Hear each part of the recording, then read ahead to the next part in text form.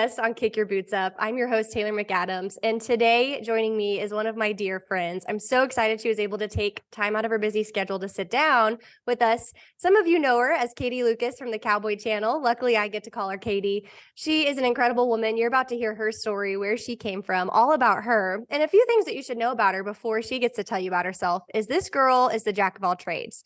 She can clean it up and be on TV, but she's also a roper, and she grew up in a rodeo family. So she's no stranger to the rodeo arena, which naturally makes her a rodeo stat junkie. She's a self-proclaimed junkie for rodeo stats. So any quizzes you have on rodeo, I'm sure you can send them her way as well. She's lucky and fortunate enough to be married to an incredible guy, an incredible man, and dear friend of ours as well. And his name is Jensberg, and he has Jensberg Bits and Spurs. So she gets to help him on the marketing side and kind of promote his business as well. When I tell you she wears many hats, she wears them all. Katy, thank you for taking the time to be here. I know you're in and out from rodeos, whenever you're on the Cowboy channel. So you being here and taking the time to talk with us means a lot. Thank you so much. Hey, well, I would do anything for you, Taylor. And I have to say, I feel like I really have to live up to that amazing intro that you gave me there. Thank you. Oh, of course. Oh my gosh. I could say a million more things. In fact, my favorite thing about you is whenever we first met. And when I was a National High School Rodeo Queen, you were Miss Rodeo Canada. And to me, that was the coolest thing, that not only were you Miss Rodeo Canada from another country, but you were so nice to a young girl like me. I was in high school at the time, obviously, and you were obviously the bigger queen. And so I appreciate that the most. Was that 2014? That you're Miss Rodeo Canada? I think it was 14 because when I was in Las Vegas. I was Miss Rodeo Canada 2015, but I went to Vegas immediately after being crowned in 14. So yeah, it must have been a long time ago now. Oh yeah, it feels forever ago, but that's awesome. That's what keeps us friends and stuff like that too. But before we get started really into the podcast and going into the depths of it all, I want you to kind of get a chance to introduce yourself and talk about what you do on your day to day, just everything about you. Who is Katy Lucas? Well, as you said, I kind of dip my toes in a lot of things, but my main passion is with the Cowboy channel. I'm one of the on-air personalities for the Cowboy channel, and I started with them about 2.5 years ago now. Started out as a producer and then was able to slowly grow it into an on-air role, which is truly where my passions lie. I really love story building. And so the producing side of me is still there for sure. And I'm actually working on a few things right now that hopefully we can get through by the end of the summer to kind of expand on that story building side of things. But I truly love being there with the contestants and helping them tell their stories as well. So I was very happy to start moving over to the on-air side of things. And it's so much fun for me. And there's nothing that gets me more excited, more nervous too, because I truly am passionate about it each and every time I get to do an interview with, people that truly are my heroes and people that I love and respect. So that's a big part of who I am. And then, of course, happy to move down here to Texas. I'm originally from Carstairs, Alberta, Canada. And so I know it sounds cliche, but I pinch myself all the time because it's very cool that a small town girl from Canada was able to, slowly work her way up to this and be in the heart of rodeo country and get to live here now. So I love roping. My dad was a tie down roper, and so grew up roping my whole life. I don't get to do it as much as I want to anymore, but that's something that I'm definitely going to pursue later in life as well, and just pick away where I can right now. So into a lot of things, and they all kind of revolve around rodeo. Yes, they do. And growing up in a rodeo family, you kind of started living it from the very beginning. Tell us a little bit about your background and how you got started. Yeah, so my dad rodeoed professionally for 25 years in both the Canadian Pro Rodeo Association and the PRCA as well. Went to my first rodeo when I was just 11 days old, and we rodeoed quite a bit with dad, especially when he started focusing more on Canada and not traveling as much. We went on the road with him quite a bit, but just I don't remember a time where rodeo wasn't in my life, I wouldn't have it any other way either. It's been so much fun to live the life that I get to live, and I really do enjoy it. And I think all of the values that come from it are just so special to me and something that I appreciate so much. Yeah, and you and your family are so passionate about it. You can tell that your bloods run your veins run deep in rodeo. And one thing that inspires me is you get to tell stories about when your dad was at the NFR because you've heard stories about when your dad was at the NFR. Tell us about what that's like sitting around at home or sitting around the dinner table and having a dad that's accomplished so much. Well, it's funny because he really doesn't act like it. I read his stats, or me loving rodeo stats, as I would check up on how many times he's qualified for the Canadian finals, how many times he's won a Canadian title, qualifying for the NFR. You wouldn't know it. He's pretty unassuming. He's very quiet, and he's certainly not going to brag on himself at all. And so you would not know that he was the fierce competitor that he was, just knowing him today, because he's so level, he's so quiet. And so he's kind of intriguing to me, because obviously I'm a talker. And so him and I in a conversation is 99% me, 1% him.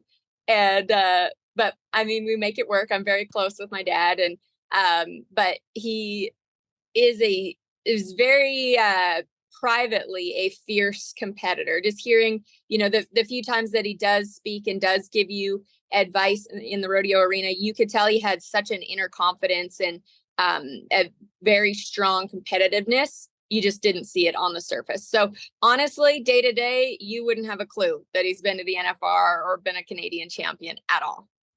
I second that. He's so humble, and getting to talk to him, he's really funny too. He kind of gives Yes. off this because he's quiet. He kind of gives off this scary, stern vibe, but he is hilarious and so kind. And one thing that's special about him and your entire family, I've got to brag on, is you guys would give the shirt off your back for anyone. You guys are kind people.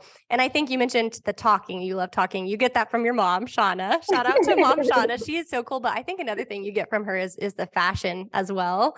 And we'll get to talk a little bit about the fashion later, but I have to bring that up because you have so many different styles from the different decades that you're able to bring back because vintage is so big right now. And so, what does it mean to you then to have, like, the other day I saw you post on Instagram that you had a dress that your mom had worn at the Canadian finals or the NFR, somewhere very prestigious and meaningful to their family, that you were able then to rewear it. What does that mean to you? Oh, I love it. I like to bug my mom because we call them vintage, and she doesn't appreciate that we're calling her clothes vintage. But she saved so many great pieces because she was very stylish, and she was really small like me too. And so a lot of the pieces are custom made for her. The outfit that I had on the other day was a custom made top and skirt set.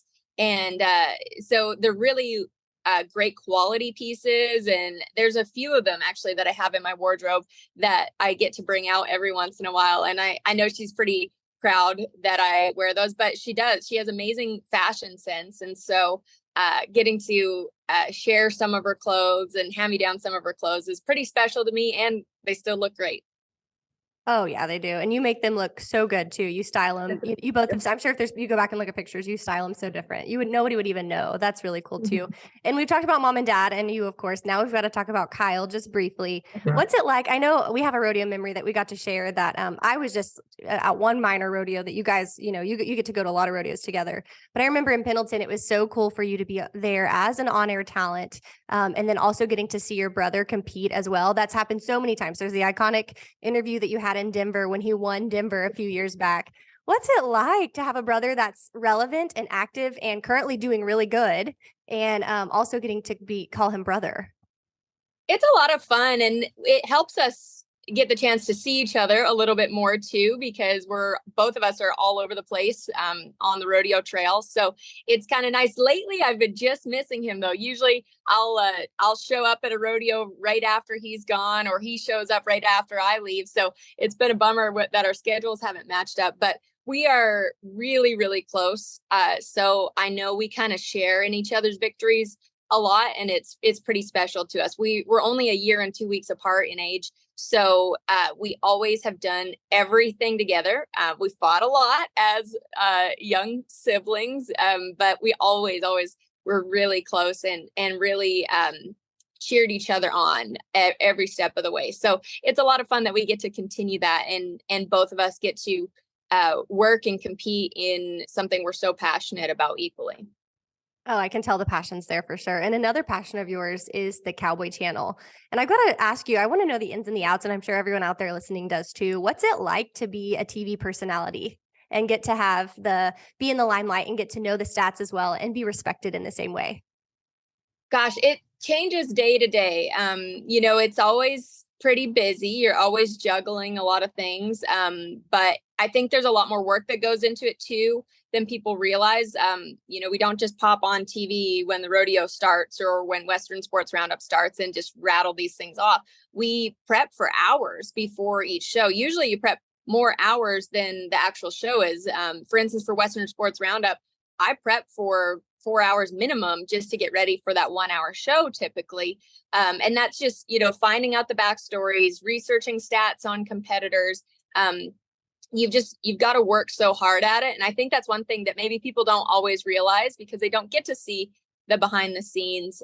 So it's a lot more than that 1 hour show or that 3 hour rodeo that goes into it. It's a lot of fun. There's nothing I would rather be doing and rather be, working my butt off at. But I think there's a lot more that goes into it than a lot of people realize. Oh yeah, and I'm so glad you brought that up. It's really unique to see you guys be able to rattle off the stats that you do about things that happened years ago, and quite frankly sometimes there's things that happened before you were even born that you have to memorize and cram in your head, which I guess you can relate back to rodeo queening on that one. That one has helped you so much there, but also too, I remember when you made the transition from producer to talent, there was a lot of learning. Obviously you at one point in time you were playing both roles. You were being talent and producer, and that was a lot. But what's your favorite on-air memory of that you can remember of like the time that you thought, wow, I really made it. I'm really getting to live my dream. Gosh, of course, interviewing Kyle at Denver was very, very special to us personally. Um, but as far as just for me personally, I think for me, a couple times now, and I want to give a shout out to him because it is pretty special. Casey Field, he always takes a moment to compliment me after interviews, especially if he really likes the interview. And to me, to have a competitor that, of course, I grew up watching him, and then I got to be a part of his career covering rodeos with him. Even when I was broadcasting in Canada, he would come up to the major rodeos, and I'd get to watch him compete and interview him. And so to have that little piece of his career and be around for that, and then to have him turn around, the greatest of all time in the bareback riding, turn around and tell me that I'm doing a good job, is pretty special to me. So I want to give a shout out to Casey for that because it means a lot because we put a lot into this job and we're pretty hard on ourselves and we want to be better and better all the time. And I really do care about sharing these amazing stories of these rodeo athletes. So to have him turn around and say that, I think that for me, it's happened a couple times now, but those moments really do stand out. Wow, yeah, he's a class act all the way around. I think that's a given, and I'm so glad you gave him that shout out because that means a lot. That as a rodeo queen, you can't help but think, "Oh no, I'm just in the way. Oh no, I'm just here to breathe your air." But it's so nice and rewarding to know that you get to take up space in the industry as a female, and then to have someone at that caliber commend you. That probably is a better compliment than just even another small compliment. You can definitely rank that one higher.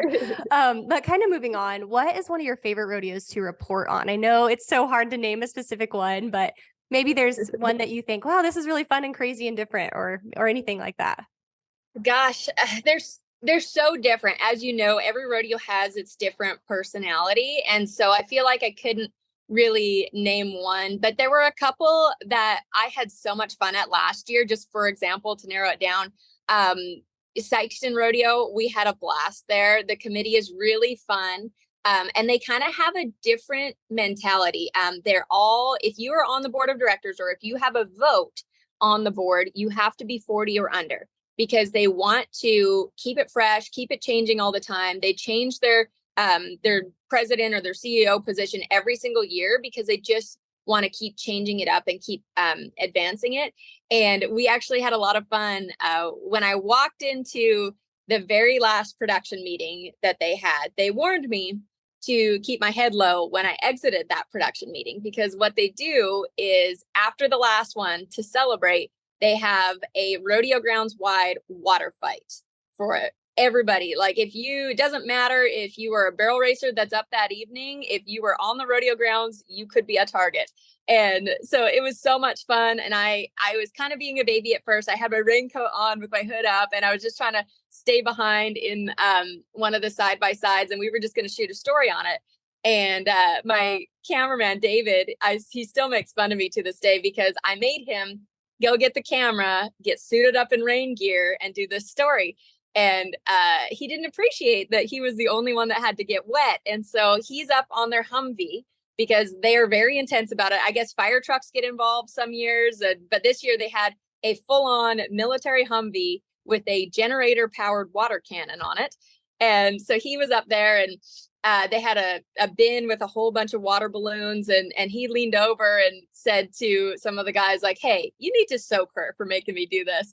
And so from then on, the fight was on. I was up on the Humvee and got to play with everybody. And so that one was so much fun. And I still, when I see those guys from the Sykeston Rodeo Committee, they're giving me high fives and hugs, and I feel like I was truly a part of it. And another one like that I had so much fun was at Gooding, Idaho, for the Gooding Pro Rodeo. And it's just kind of a smaller rodeo. It's got a lot of money at it. It's a great rodeo, but tiny town. I mean, the entire population of the county shows up for that rodeo, and it was so much fun. And they have their beer worthy section, where they have a group of ladies at the side of the arena in the stands in their little section. And if you do something that they deem beer worthy as a rodeo contestant, you get to go over and they have a keg right there, and they'll pour you a glass of beer and hand it through the fence. And so just rodeos like that, they really leave an impression on you because of their unique personalities. So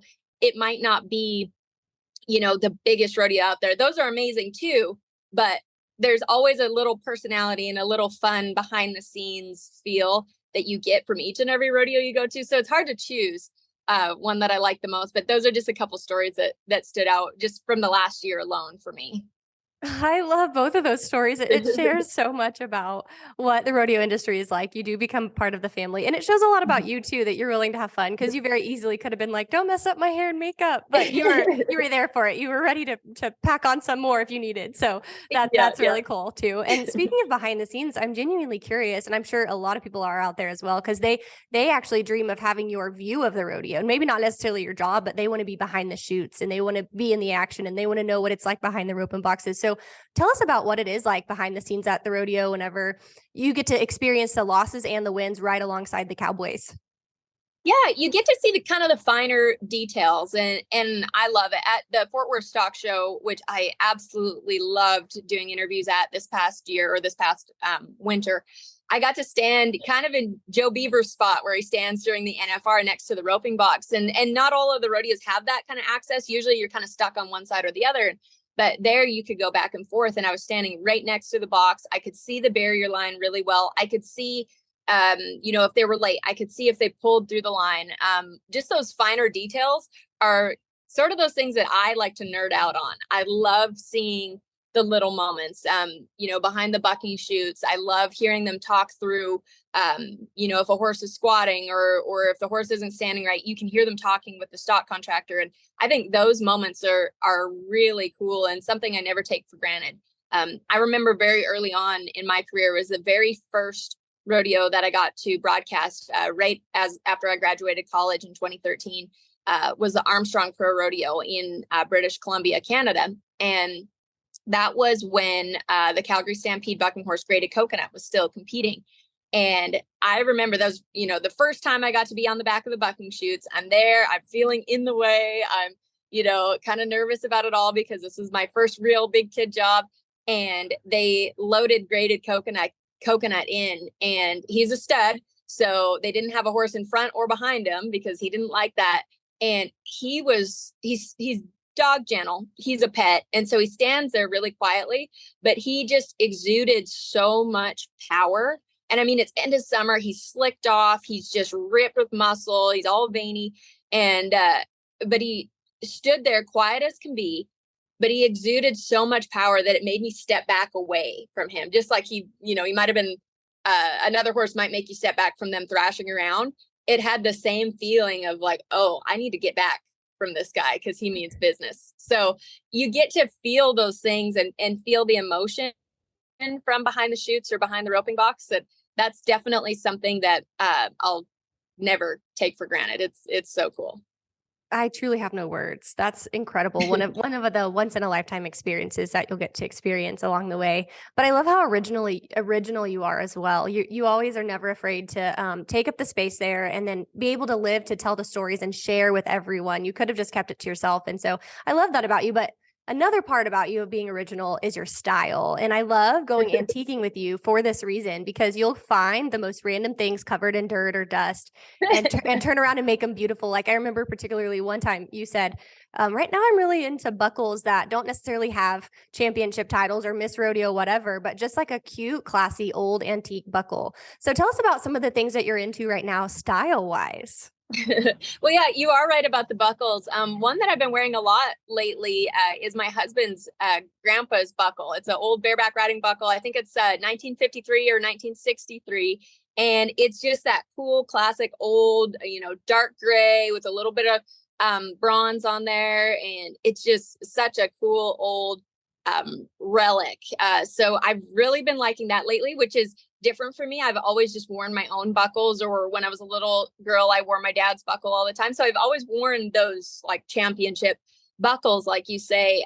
So that's a little different for me, and they're cute. They're usually a smaller buckle if they're old, and so they're kind of feminine. And I think that they're really cool. I love the suede trend for cowboy boots lately. My Justin Vintage collection, the black suede, those are probably one of my favorite pairs of boots. I wear them a ton.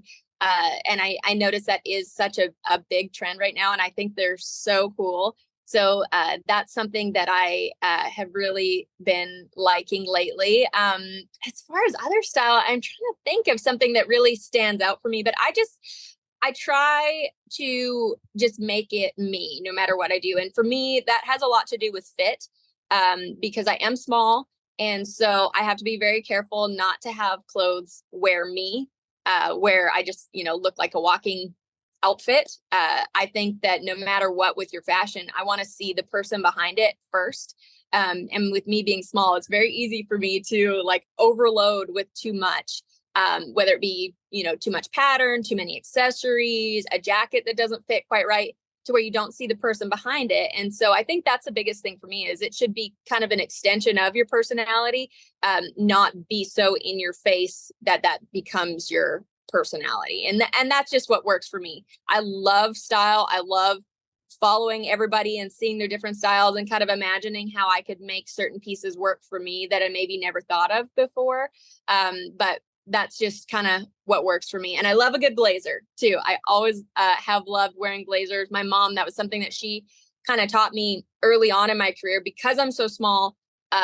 She wanted me to be able to look strong and to have a presence. And so she said, you got to wear some good, well-fitted blazers with some nice, strong shoulders. And so I try to think about that quite a bit. And I do love a good blazer. Your style is iconic. I really love every single piece that you wear and put on. But one thing that you've kind of, I feel like, really mastered is dressing for TV. There's a difference between dressing for just a rodeo to go out or dressing for TV. So touch on that before we go, just very briefly, on how important it is to find the perfect outfits for TV and camera ready. Yeah, I'm glad you brought that up too, because I feel like, if I'm going out on a date with my husband, or like you say, just going to watch a rodeo, I can dress very differently versus how I can dress on TV. I think that in this industry, you need to be a little more conservative on television. You need to be professional, of course. And then there's also certain things too, where I might not wear an outfit in the studio, but I think it works at the rodeo too. So, and that's just Katy rules. That's not necessarily anything that's laid out in our industry. I think everybody kind of has to find their own style, but you have to think about certain things. Am I sitting today on set? Am I standing and I've got the high bar table? So maybe I need something where I can get my elbows up on the table, and it won't look weird. It won't mess up my shirt or my jacket by having my elbows up. Am I doing a rodeo in the studio, so they're going to see my whole body because we don't have a table in front of us?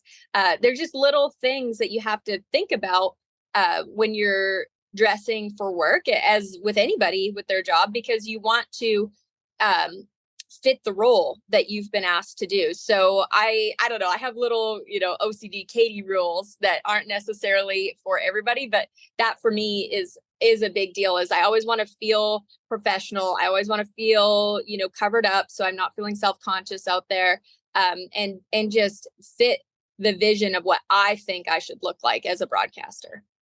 You do an exceptional job, and I'm thankful that you shared your story a little bit about the importance of having a professional and modest look. I really, really appreciate that. And unfortunately, today we're running out of time. Hopefully, in the future, we can get you on more, or even do some kind of takeover, and you can show all the people on social media who you are and what you get to do every day. But before we Yeah, go, will you sell yourself? Where can we find you? I know you have a website, social media. We want people to be able to come and find you. So where can we find you? Yeah, I think the best place to follow me is on Instagram or Facebook, or I have TikTok now. I'm not super active on it. I feel too old for TikTok, but anywhere you look for me, just follow KT Rodeo, the letters KT and the word rodeo.